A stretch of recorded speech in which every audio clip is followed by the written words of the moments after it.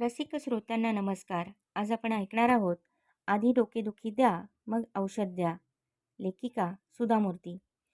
प्रवास करणं हा एक अत्यंत आनंददायी अनुभव असतो. प्रवासाशिवाय शिक्षण अपुरं असतं. प्रवासानं ज्ञानाची कवाडं उघडतात. त्यामुळेच आपले वाडवडील नेहमी म्हणतात, सीइंग इज बिलिव्हिंग. आपला देश अनेक अर्थांनी वैशिष्ट्यपूर्ण आहे. आपल्या इथे इतकी राज्य आहेत. प्रत्येक राज्याची वेगळी भाषा, वेगळी प्रथा, रूढी, परंपरा, वृक्षवल्ली, पशुपक्षी सर्व निराळे. नुसत्या भारतभर प्रवास करून सुद्धा देशोदेशी पर्यटन केल्याचा आनंद आपल्याला मिळू शकतो. आपण जर बसने किंवा रेल्वेच्या सेकंड क्लासने प्रवास केला तर आपल्याला भिन्न भिन्न सामाजिक स्तरातून आलेले, भिन्न पार्श्वभूमी असलेले लोक भेटतात. बस किंवा ट्रेनमध्ये सहप्रवाशांशी गप्पा मारण्याचा अनुभव फारच छान असतो. मला हा अनुभव अनेकदा येतो. अशीच एकदा मी दिवसाची ट्रेन घेऊन बंगलोरहून हुबळीला निघाले होते. साधारणपणे अशा गाड्यांना तिकिटाचं आरक्षण करण्याची गरज नसते. निसर्ग सौंदर्याचा आनंद मन मुराद लुटता यावा आणि वेगवेगळ्या लोकांना भेटता यावं म्हणून मी नेहमी अशा प्रकारे प्रवास करते. मी 2:30 वाजता बंगलोर स्टेशनवर गाडीत चढले. गाडी 10 पर्यंत हुबळीला पोहोचणार होती. गेले 2 दिवस एका उपक्रमासाठी मी अतोनात झटून काम केलं होतं. त्यामुळे मी थकून गेले होते. मला विश्रांतीची नितांत गरज होती. मी खिडकीची जागा पकडली, हातपाय ताणून आळस दिला आणि निवांत बसले. थोड्याच वेळात मला डुलकी लागली. इतक्यात कोणीतरी कंपार्टमेंटमध्ये शिरलं आणि माझ्या शेजारी येऊन बसलं. मी डोळे उघडून पाहिलं तर एक 20-25 वर्षाची तरुणी होती. सुती साडी नेसली होती. ती बहुधा अगदी आयत्या वेळी स्टेशनवर पोहोचली असणार व तिनं पळतच गाडी पकडली असणार, कारण ती घामानं डवरली होती. तिच्या अंगावर एकही दागिना नव्हता. ती एखाद्या अगदी सामान्य मध्यमवर्गीय कुटुंबातील मुलगी असणार. ती खाली बसली व तिनं पर्समधील आरशात पाहून रुमालानं घाम टिपण्यास सुरुवात केली. थोडं पाणी प्यालं आणि माझ्याकडे पाहिलं. परीक्षेला अगदी नीट व्यवस्थित तयारी करून जाणाऱ्या एखाद्या उत्साही विद्यार्थिनीसारखी ती मला आता भासत होती. ती माझ्याकडे पाहून हसली. तिला बहुधा माझ्याशी बोलायचं असावं. तिचा पहिलाच प्रश्न होता, तुम्ही कुठे निघालाय? हुबळीला, मी म्हणाले. हुबळीला कुठे? तिला सगळा तपशील लगेच द्यावा की नाही? मी जराशी घुटमळले. पण मग लगेच मी सांगून टाकले, विश्वेश्वरनगर, तुम्हाला माहीत आहे? हो, साधारण. ती म्हणाली, मी शांती कॉलनीत चालले आहे. शांती कॉलनीत? तिने विचारले. म्हणजे नक्की कुठल्या? कारण 2 शांती कॉलनी आहेत. तिला त्या भागाची बरीच माहिती दिसत होती. मला फार आश्चर्य वाटलं. रेल्वे लाईन जवळची शांती कॉलनी. पण दोन्ही कॉलन्या रेल्वे लाईनच्या जवळच आहेत.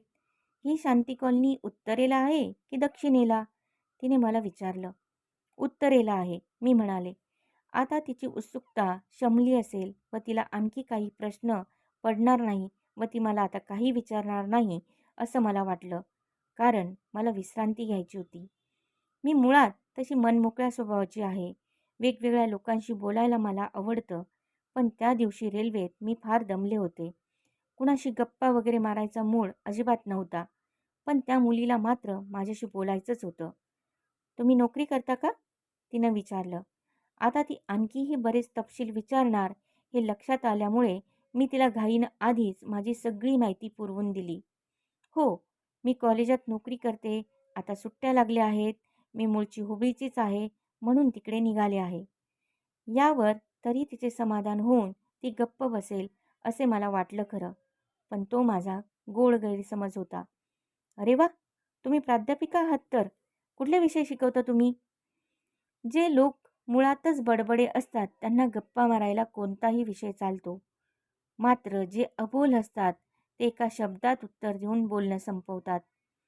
काही लोक दुसऱ्याला बोलतं करून त्यांच्याकडून सगळीच माहिती काढून घेतात, पण स्वतःविषयी मात्र एक शब्दही सांगत नाहीत. ही माझ्या समोरची तरुणीसुद्धा तशीच दिसत होती.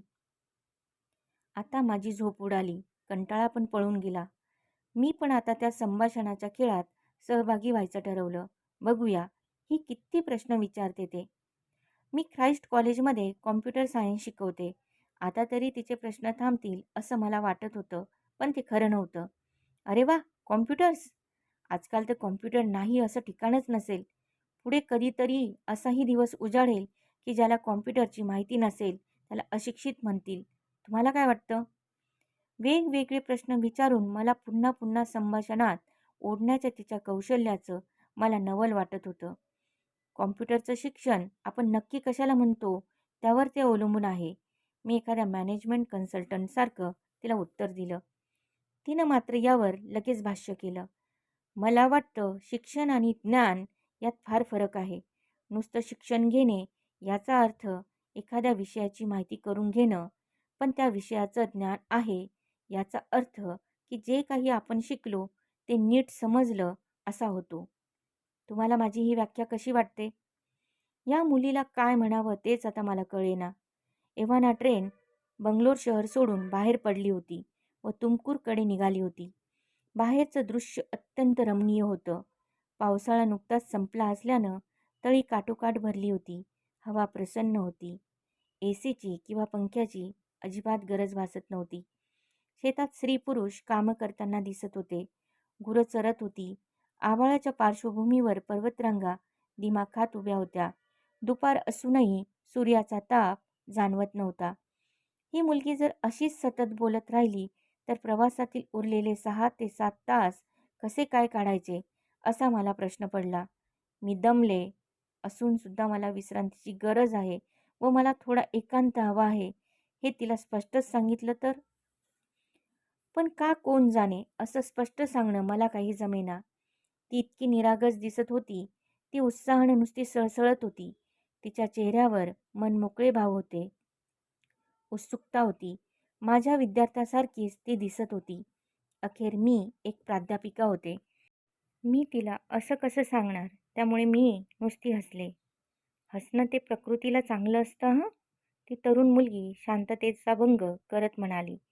तुम्ही हसलात की जगही तुमच्याकडे बघून हसतं. पण तुम्ही रडता तेव्हा मात्र तुम्ही एकटे असतात. खरं की नाही? वा, छान सुविचार आहे, मी म्हणाले. आता आपल्याला झोप मिळणार नाही अशी मी मनाची तयारी केली होती. हो, पण हे वाक्य काही माझं नाही. तो अमिताभ बच्चनचा डायलॉग आहे. तुम्हाला अमिताभ बच्चन आवडतो? मला वाटलं हिला जरा आश्चर्याचा धक्का द्यावा. म्हणून मी म्हटलं, नाही, मला ऋतिक रोशन आवडतो. हो, तो काय देखणा आहे ना? क्षणार्धात अमिताभला विसरून ऋतिकचं कौतुक ती आता करू लागली. ऋतिक देखणा दिसतो, कारण त्याच्या चेहऱ्यावर एक प्रकारचा बुजरा भाव आहे. जर एखाद्या तरुणाच्या किंवा तरुणीच्या चेहऱ्यावर असा लाजरा भाव नसेल, तर ते भावशून्य दिसतात. अक्षयच्या चेहऱ्यावर पण असाच एक बुजरा भाव आहे, नाही का? कोण अक्षय? कुठला अक्षय? या सर्व वेळ तिच्या प्रश्नांची मी उत्तरं देत होते. आता पहिल्यांदाच मी तिला एक प्रश्न विचारला होता. त्या संपूर्ण संभाषणात मी नकळत ओढली गेली होते. संभाषण हे एखाद्या भुकासारखं असतं. हवं असो वा नसो, त्यात आपण ओढले जातोच. तुम्हाला अक्षय माहीत नाही? अहो, अक्षय खन्ना. अक्षय कुमार नव्हे हं. अक्षय खन्ना हा विनोद खन्नाला त्याच्या पहिल्या बायकोपासून झालेला मुलगा. त्याने तालमध्ये नाही का ऐश्वर्या रायबरोबर काम केलंय आणि अक्षय कुमारचं नुकतंच ट्विंकल खन्नाबरोबर लग्न झालंय. फिल्म इंडस्ट्रीचं तिचं इतकं सखोल ज्ञान पाहून मला नवल वाटलं. सकाळपासून माझं डोकं जरा दुखत होतं.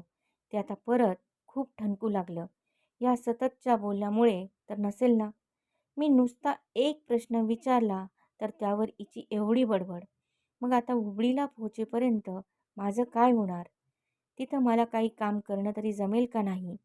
गेला 1.5 तास ही मुलगी सतत प्रश्न विचारत होती, बोलत होती.